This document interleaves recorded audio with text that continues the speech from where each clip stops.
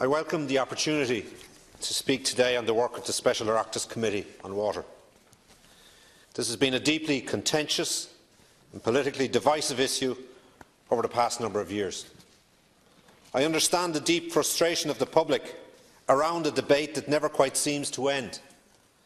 When so many other pressing concerns, such as our escalating housing crisis, the threat of Brexit are knocking on our door, water charges continues to suck up an inordinate amount of time and energy. Now is the time to settle this issue once and for all. It's time to get to grips with the other challenges that face us all. I believe the report of the committee forms a basis for us to do that. It is important to give this discussion its proper context, which has often been neglected in coverage and discussion over the past number of weeks. The water charges regime introduced by Fine Gael and Labour was a complete and utter failure. By any metric, it had failed to achieve its objectives. After a dizzying series of over 12 U-turns, the government actually lost money on domestic water tariffs. In 2015, for example, only 53% of bills that were due were paid. 100 million was spent on the water grant, 41 million was due in interest repayments over the year, and another 25 million on administration costs. And on that basis, the state actually lost 22 million in total on its water charges regime in 2015. So water charges have actually cost the state money. The policy debacle, combined with the failure to pass the Eurostat test, meant that the very reason that Irish water and water charges were introduced was completely lost. No additional revenue was available for investment in the water infrastructure due to the domestic water charges regime.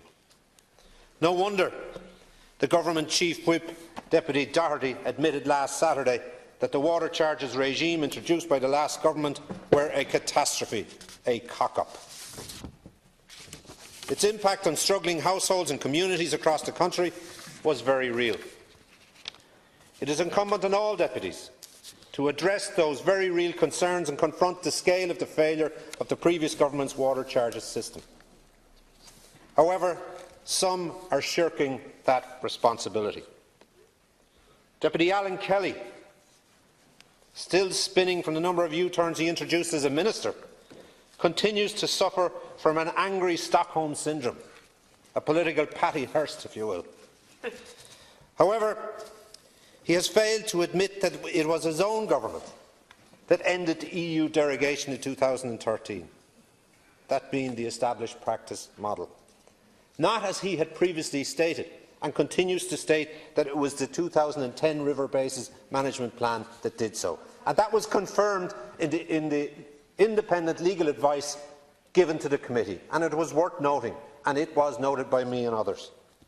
Nor has he admitted that the water meters the government spent an enormous 500 million installing were rendered redundant by the flat rate charge he himself introduced. Nor has he taken responsibility for the 110 million water conservation grant bribe, which was to sweeten what was a rotten deal. Where is the honesty that he speaks about in sticking with a regime that was turned inside out and failed abysmally? It is against that backdrop that Fianna Fáil entered into a confidence and supply arrangement with Fine Gael. And while other parties were content to take a 10-week holiday, we sought to lead and then help facilitate a government.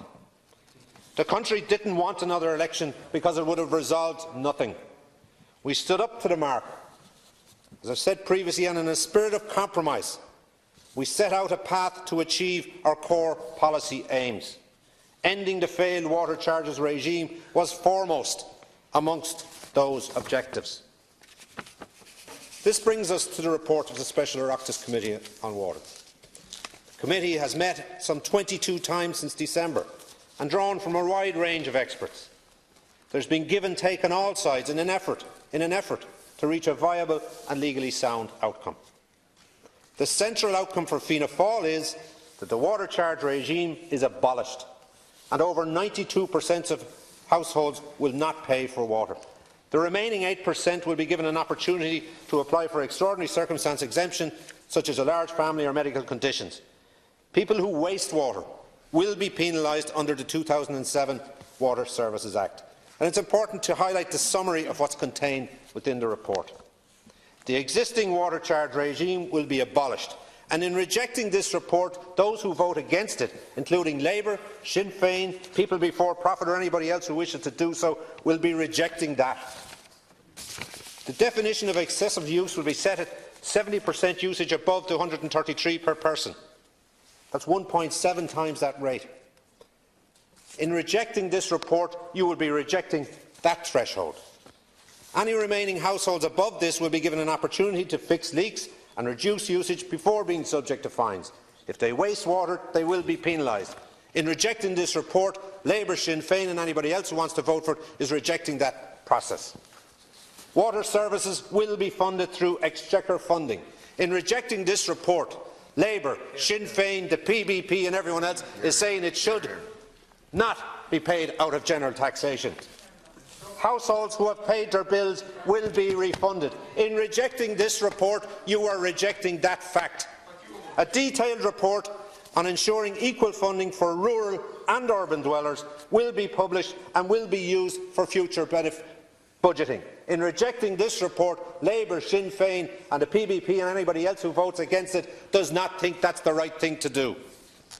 A referendum to enshrine Irish water in public ownership will be held. In rejecting this report, Labour, Sinn Féin, PBP and anybody else who rejects it is saying they do not want a referendum on ownership of public water to be held. Independent advice also indicates that this and all the recommendations contained within it will satisfy EU requirements. There has been much attention focused on the argument over the report between Fianna Fáil and Fine Gael over the past fortnight. I am confident that what we have now agreed is essentially the same deal that was settled 2 weeks ago. That agreement saw Eoin O'Brien of Sinn Féin and the Minister himself clamouring over each other to claim victory on the airwaves and the social media. So that should hold true today, but of course it won't. Our fear over the past 2 weeks was that Fine Gael were shifting the goalposts around the threshold level and creating a gap to allow water charges through the back door to the amount of 20 to 25%. That was the fundamental basis for the dispute. The agreed report closes off such a back channel for water charges by specifying the threshold levels and clarifies the average use per person. It also ensures that all household types, despite the spin that's been prevalent today, all household types are fairly accommodated in the amendment that was proposed by Noel Greenish and agreed by other parties. We have shown a willingness to compromise on such areas as water meters on new builds based on the 2008 building regulations and the best practice initiatives that are contained within it that allows water meters to be inserted across the country in many local authorities, including my own, for the last 7 or 8 years, that nobody will admit has been happening. But water meters in the future will be based on conservation, not on a charging regime.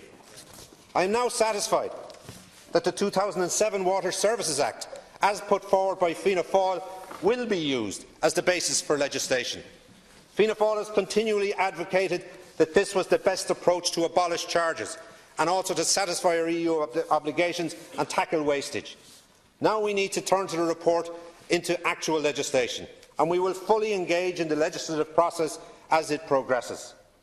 Ending water charges, whether you like it or not, or whether you'll admit it or not, is an achievement of constructive politics. The Confidence and Supply Arrangement, the Expert Commission, the Special Oireachtas Committee and the forthcoming legislation are the product of hard work. They are not the product of shouting from the sidelines.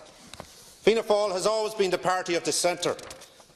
We have taken a practical approach to address this serious problem, and we have come forward with a viable solution that will end charges and secure future investment in our water network. Others have promised. Others continue to promise. We have delivered. Many people from all perspectives on water charges, whether urban dwellers or people in group water schemes, are no doubt deeply frustrated by the time it has taken to reach this point. I understand their annoyance and their frustration, but I want to assure them that we are committed to settling this issue and moving onto addressing the mounting risks that we face as a country. I believe, as I said earlier, that now is the time to settle this issue and to heal the political divisive wounds that have opened up. The country faces into uncertain times. Choppy seas await us in relation to Brexit.